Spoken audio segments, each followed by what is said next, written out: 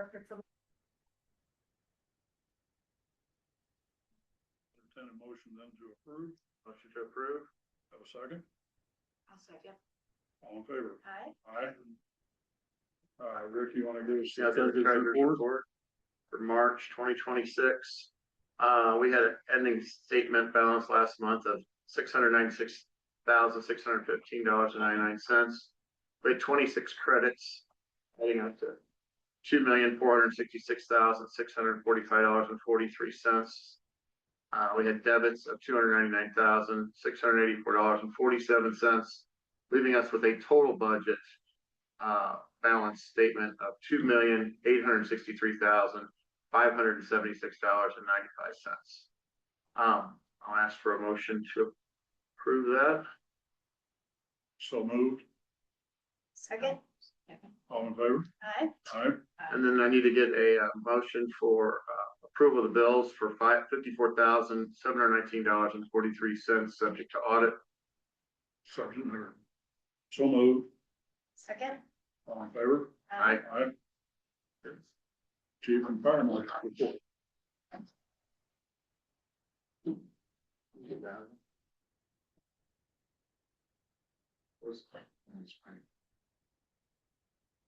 Should be.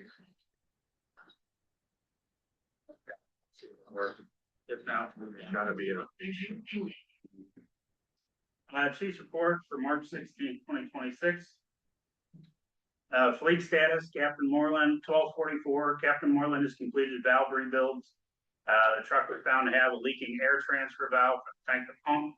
The parts were ordered, and when he went to fix it, we found there were several other issues with the airline, so it'll have to go down to John's and get work. Tanker 1224 had the same air issue. Repairs on that truck have been made. Station 1, the footings for the LED sign have been installed. The sign is on its way, and they will be shipping it here directly. So once it's here, they should be moving pretty quickly. Station 1, now it's warming up again. Captain Haggard has reserved the exterior LED lighting project. The front lights have been complete on the 3 original bays. I think I reported that last month too. And then security for HQ, the rear door has been upgraded and added to the overall system, and all the doors on Station 1 have been complete as well. So we don't have any more lock issues. Collective bargaining agreement, we met with the Kriegel Incident pool representatives. Part of joining the pool is the board must approve a resolution. I have it on the agenda for approval this evening. Only members with 5 years total service in the fire service are allowed to join. So we have a couple of people we'll add when they hit their 5-year marks. So there'll be a couple of people we won't pay for the first 2 or 3 years. Dispatching communications, I've submitted the paperwork to become a level 1 MOSWIN agency. When I wrote this, I said I'm waiting to speak with their tech, but me and him have been back and forth. They're real touchy about what gets patched into the MOSWIN system. So I have to do a totally separate request and process for them to allow us to patch the VHF and MOSWIN together. So we're working on that. Code enforcement, I spoke with the mayor and the village, the Chief Scott Craig at the village of Sunrise Beach, provided them a copy with our ordinance. They did not realize that docks would be part of their inspection catalog. So that a phone call prompted a visit, and we got it lined out. They will be working to include it in their ordinance. And as I explained, it would fall under residential inspections. And I did tell them we'd work with them on the transition, but they really need to be ready to adopt. And at this point, it doesn't sound like they will be. So their idea was they would adopt, and then a couple of months down the road start enforcing. And I explained to him that that's not how the law works. So we'll work with them a little bit, but they really need to be ready to hit the ground running when they do this. So I advised him I would hold off on adopting. I don't know if they'll do that. But that being said, you know, the dock thing, they got brought up to me, well, that's an Ameren thing and that's a safety thing. And I'm like, right, that's the whole point of you doing inspections. It's a safety thing. But under the law, we can't do residential inspections. If I can't look at a garage being built, I'm not going to look at the dock. I'm not splitting hairs. Residential is residential. So They're gonna add that. Now they have to redo how they do things, so they have it right in their ordinance. Training, March was mutual aid training with CPR. We also had, ETMS and PTSD training, and we'll be hosting the PTSD trailer in April.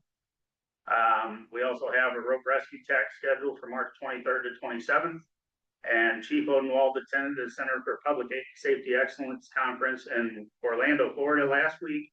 And he's in the pilot officer 3 class for the state this week. So that's a pretty big deal because they'll start help delivering that entirely new program to the state. Good and welfare, we responded to a hazmat call on Grand Point at the water tower. This was a legitimate chlorine leak. This is the first time that many of our firefighters handled a level A hazmat situation, and the first time that many can remember actually activating the Cole County hazmat team. So the call went very well. I thank our firefighters for the professional manner in which this was handled, and along with Cole County hazmat. And that is the chief's report for March 16th. I know I got it wrong. Good thing it's not up there. Fire marshal's report. Yeah, I'm gonna have to. Inspections, February. You know what? You got your thing right here. There you go. Okay, you do your paper. You can do it. All right. What did they did accept yours? I typically just accept them. All right, fire marshal's report for the month of February. Rough ends, we had 9. Final occupancies, we had 9. Site inspections of 3. Fire blocking of 2. UFOR bonding of 3. Dock inspections of 78. Had a total of 104 inspections that month. Permit applications for the month, included January and February in this, on the applications. We had docks for 79, buildings for 32, and 2 renewals. Total revenue for January and February was $28,836. Year to date, we have 99 dock applications, 42 building applications, 3 renewals. Total revenue for year to date is $40,891. You can see with those numbers, construction is still up very well right now and doesn't seem to be slowing down any. So with that's really the end of my report. Entertain a motion to approve the fire marshal and the chief's report. Motion to approve the chief and fire marshal's reports. I'll second. All in favor? Aye. Aye. Just inside the village center. Okay, unfinished business is the 2026 code adoption. And this is, that's one we've been dealing with over the last 3 months. Yeah, so we had to have the 90-day public comment and inspection. I've gotten no response from the public at all on it and haven't had anybody ask. So we can proceed forward. I have been speaking with, as we've been running these controlled burns for construction. I have been talking to the owners when I'm out there, and they all were receptive and said, "Well, follow whatever you guys do." So. Okay, I'll entertain a motion to approve. It will be a roll call vote. Motion to approve fire prevention ordinance. Second. Okay. All right. Aye. Aye. Aye. Aye.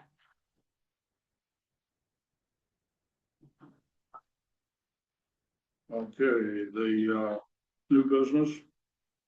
Adoption of the Missouri Critical Incident Pool Resolution. So the resolution, which I have up there for you, basically is just agreeing that we will follow the rules and take on the I won't say debt because it's not really debt, but we'll pay our bill regularly. What is the bill? That for the How much is critical it? incident, Yeah. it's gonna be right about 10 grand. A year? And what does that provide for us as a, I mean, So they're kind of branching out everywhere, but it's kind of like an insurance policy for cancer. They have 15 cancers. Any of those cancers that are listed, that are also listed on the federal government side of coverage, Okay. we get an insurance payoff based on the type of cancer we get. we do or the firemen get? The firefighters. Okay, firefighters. Yeah. Okay. Yeah. It's not- okay. And then does that help us with, our health insurance too, when we have No, anything like this? They don't give us any credit for anything like that? No.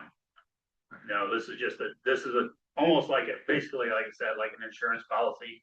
The Missouri Cancer or Critical Incident Pool is also being proactive. So I mentioned the PTSD training we did.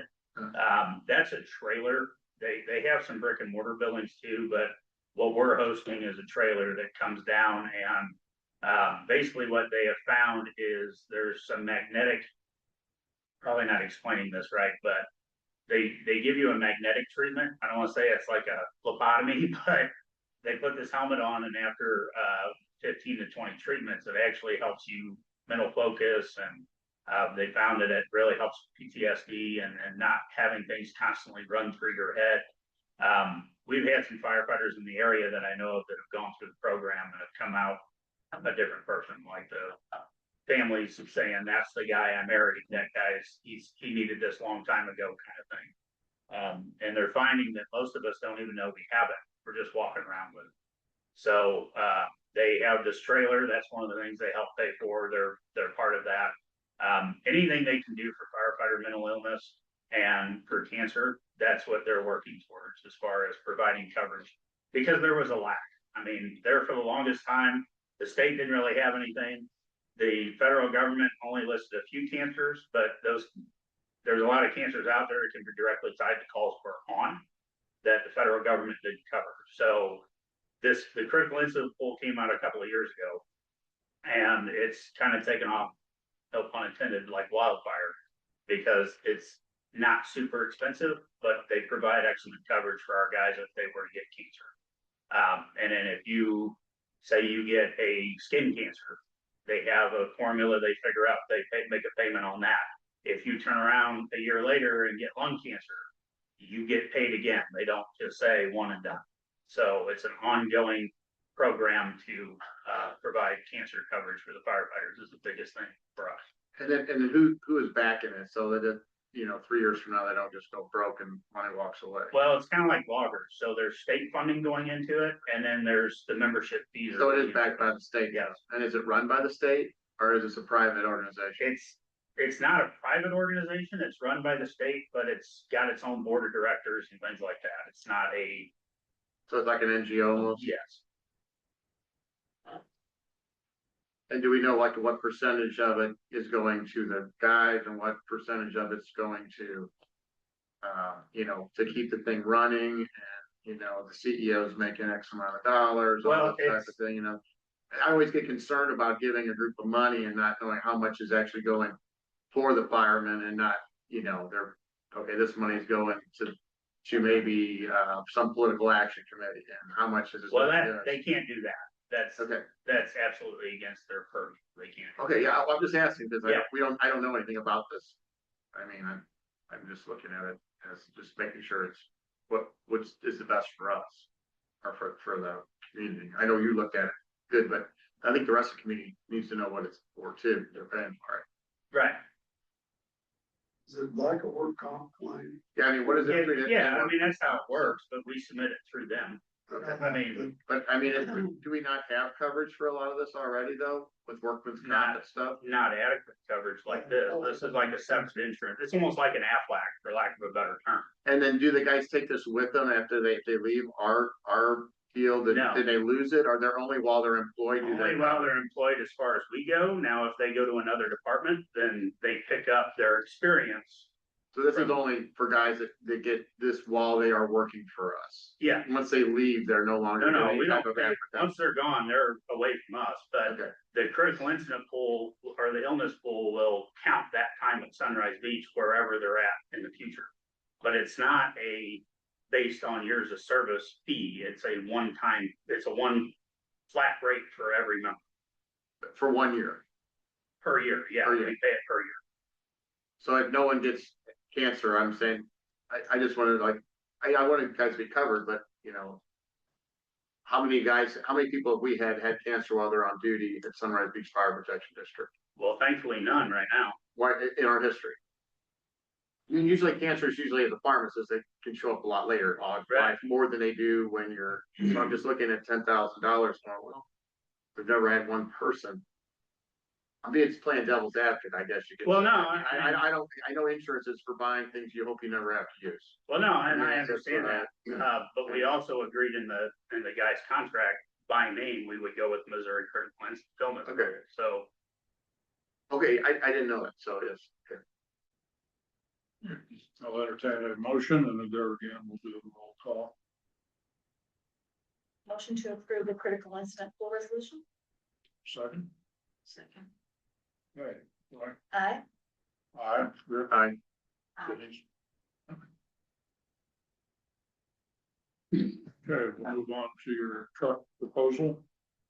yeah, does everybody mind if we move down to the training ring so I can put this on the board? Anybody have an issue with that? Cause I can't wheel the board down here. Is that, You guys can pull that up.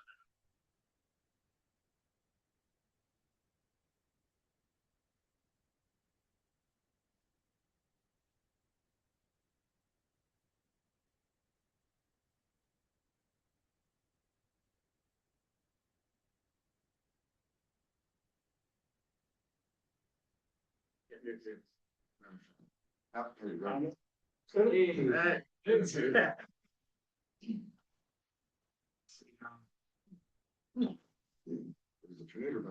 So I'm gonna go through this, there's some.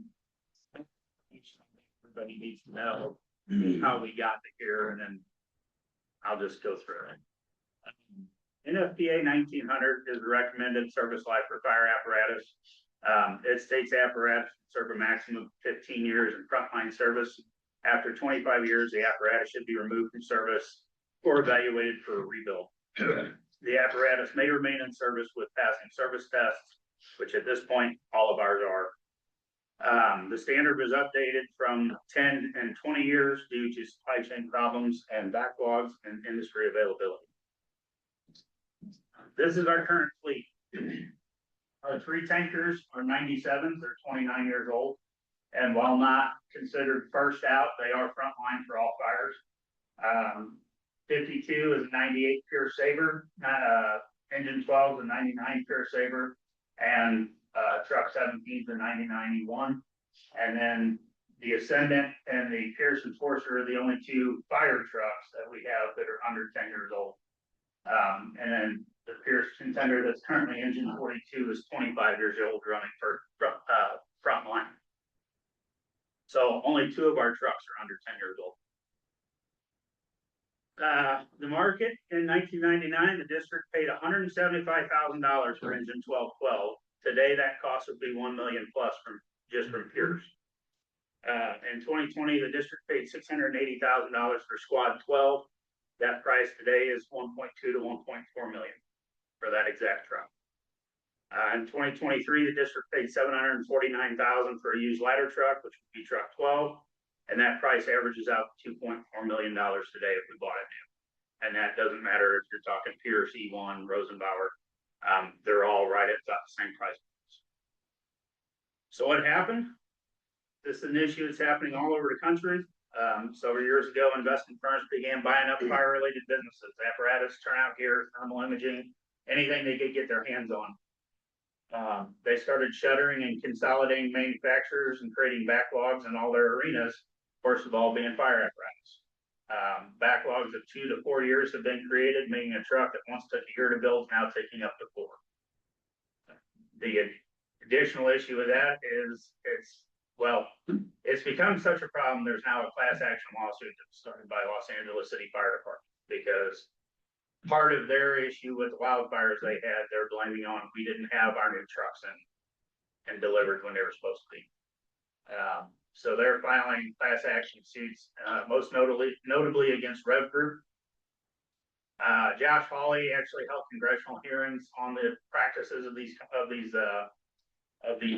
investment firms.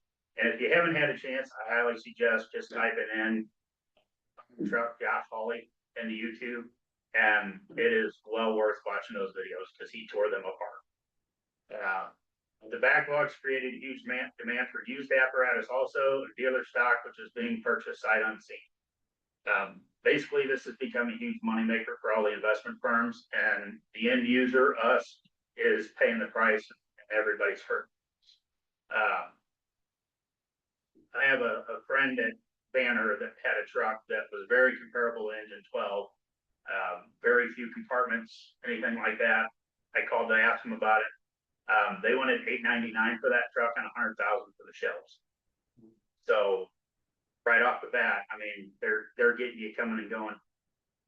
The investment firms, the biggest ones are Rev Group, Oshkosh, and Rosenbauer. Rev Group bought E1, KME, Ferrara, LTC, and Schmiel and Spartan. Those are the biggest names out in the fire service world. Oshkosh owns Oshkosh, Pierce, Viking, Medtech, and AK Specialties. And Rosenbauer, there's very little information available because they're based out of Germany. But they were just sentenced to pay $32 million in fines for cartel practices and antitrust. They are boasting that they are the largest manufacturer.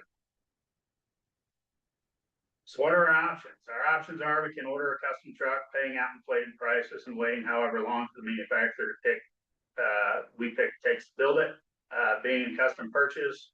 If the federal government comes in and says, I need 20 fire trucks, ours goes to the back of the line, which is part of the reason we're having these backlogs. We purchased a used ladder truck, and while it's been a decent truck for us, it did come with used truck problems, which we're all aware of, and most of which was covered in a warranty, but there's still stuff we're dealing with today.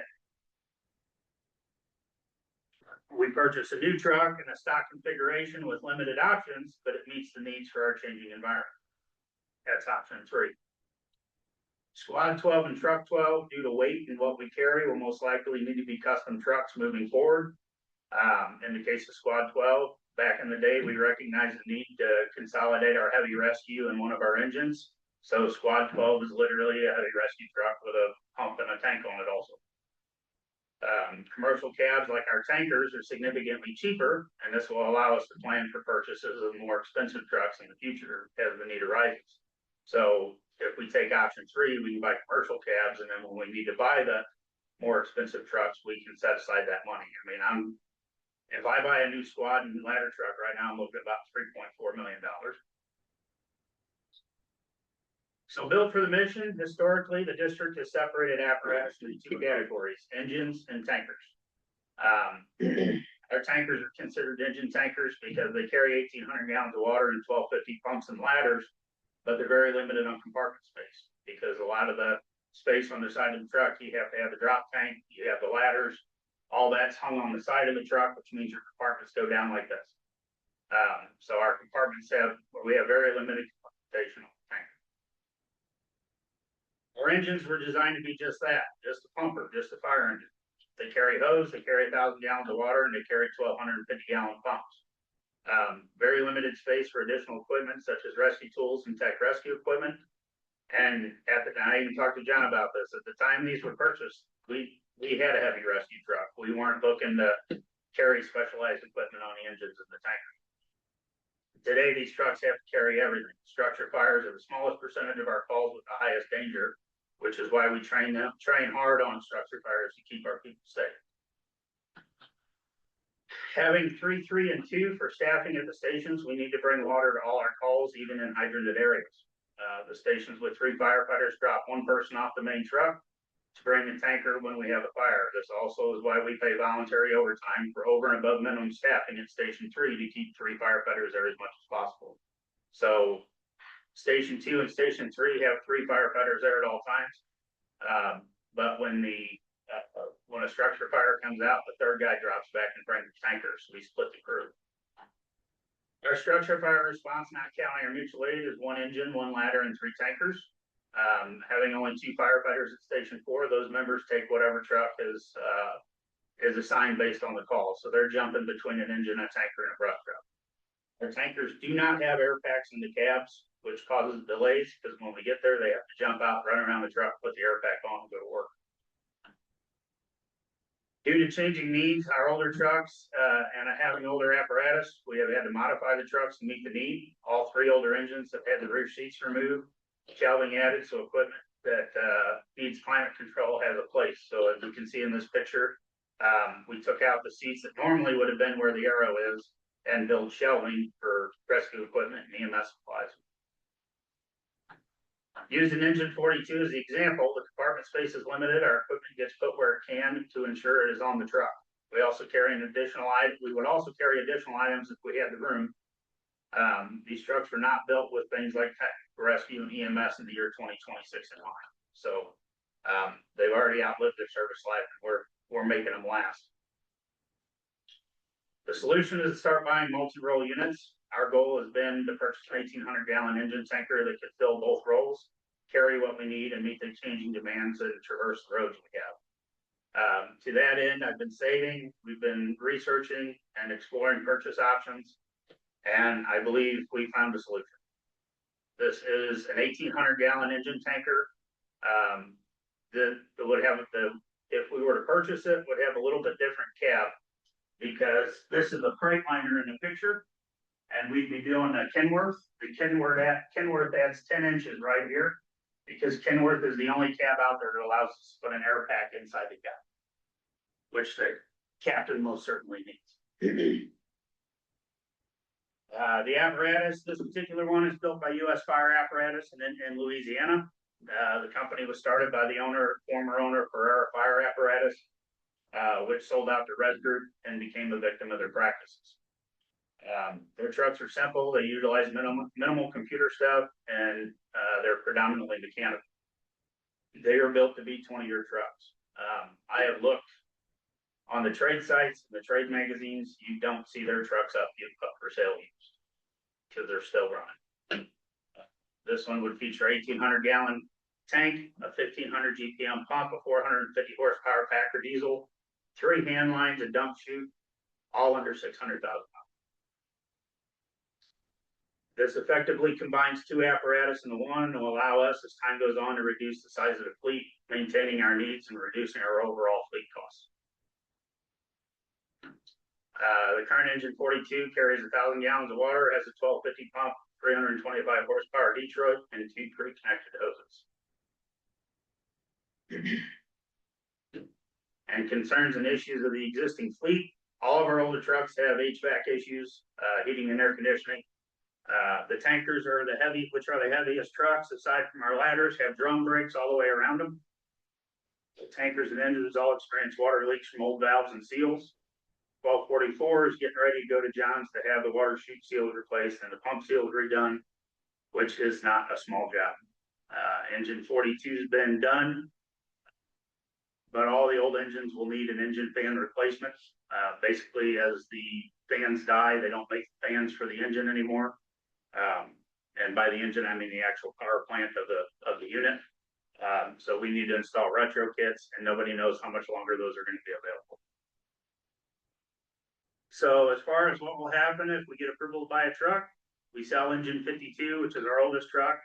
In the current market, I might get 10 grand for it. 1244 gets repaired and assigned to station 1 is 1214. Having a tanker at station 1 does a couple of things for us. The Chiefs bring more water, we still do right now, but having a tanker back up there would be wonderful. But it also strategically places a tanker for when the guys are out on the road. They used to stop here and pick the tanker up if they were out on the road and had to fall up this way. 1212 will get assigned to station 5 and redesignated 1252. And engine 42 is be redesignated as 1241 and would be at station 4 as an in-service reserve. So what does it cost and how do we pay for it? The truck, as you see it, will cost $568,000 plus delivery and inspection fees. As I over budget anything, I would like to ask the board to approve up to $600,000, and I will come back with final numbers before we order the truck. Last year we had a good rollover. This is one-time money that cannot be used on ongoing expenses like raises. The company is already under the Houston Galveston bid, which is what we ordered Squad 12 and our air packs under, so the bidding process has already been complete. Basically, what I'm saying I would do if the truck price, if I'm asking $600,000, we rolled over $829 for $59 last year. There's always a little rollover money in the budget every year, and we do that for a couple of reasons. One, because there's a gap between December and February that we don't have money coming in. We get our last check for the year in January or in December, and we get our first check for the year in January. So I use that rollover money to pay for January. But to go along with that, sometimes it's higher, sometimes it's lower. Last year we had a good year. So if I take some of that money, we have $100,000 in vehicle replacement line item, and about $58,000 in the vehicle replacement fund, $30,000 in major equipment fund, and $35,000 left in the money market. So if I add that up, that gives me $225,000. Of that 829 rolled over, I only need to pull 374 out of that to pay for the truck. So we have the money, I can make this work. I just would like the board to approve me moving forward before I put a lot of time and energy into finishing the spec and doing anything further with the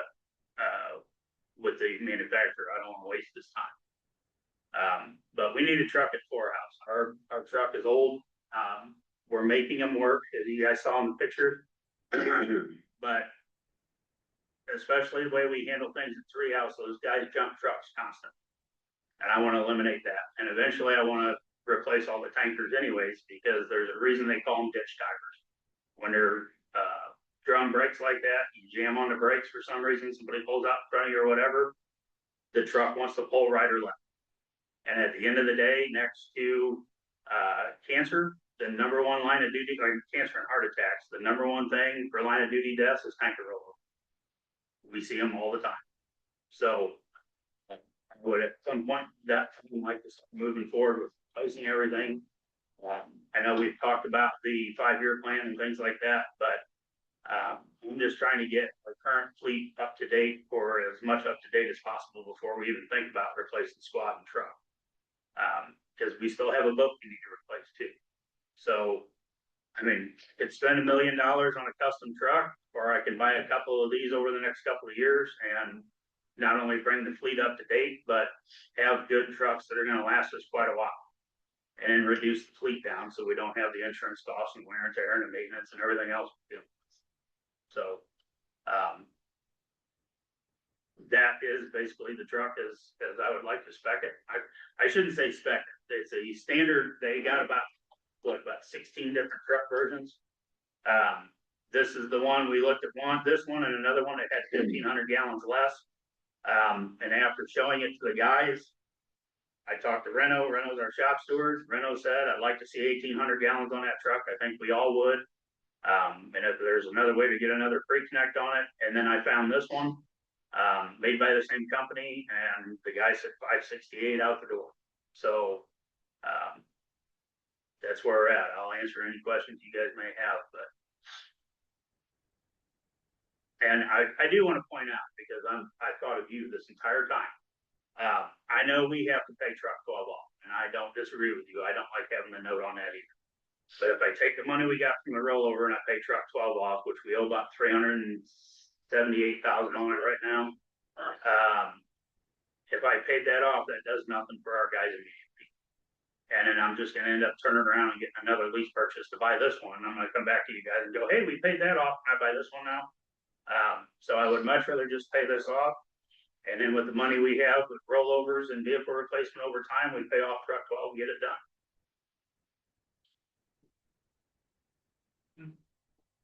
Entertain a motion to approve chief, looking for having a, budget. I'm just asking to be authorized up to $600,000 to move forward. Yeah, authorizing the chief to have a $600,000 budget to, spec out this truck. Is that what you want, basically? Yeah. This is not the purchase, this is to. This is for me to negotiate, get us a final number. Right, and back to the board at that point for approval. I'll do the motion. Okay, I second it. all in favor? Aye. Aye. Aye.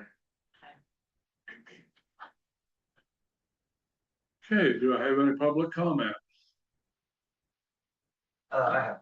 Okay, Just for the board's information, those who weren't in negotiations or just hadn't looked into it. I know we were talking about the critical illness pool earlier. I believe the selection we got was up to $300,000 of coverage, correct, Chief Plant? And that covers 17 different cancers.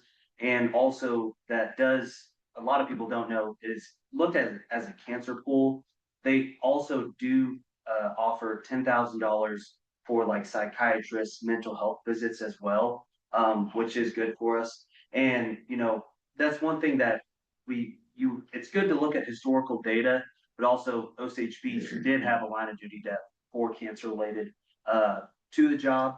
Now, thankfully, like you said, we have not had one here. But in relative terms of coverage for the firefighters for our overall health, in my opinion, $10,000 is pretty cheap for what we're getting out of it as far as the highest hazard for our job. And then on the truck, a lot of the guys have looked at it. They support it. We think it covers both of our roles. LaPlante has said that he's going to talk to the officers at Station 4, and in addition with a lot of the other members to get our input, see what we need to use, what we think would benefit as far as the different versions of that truck.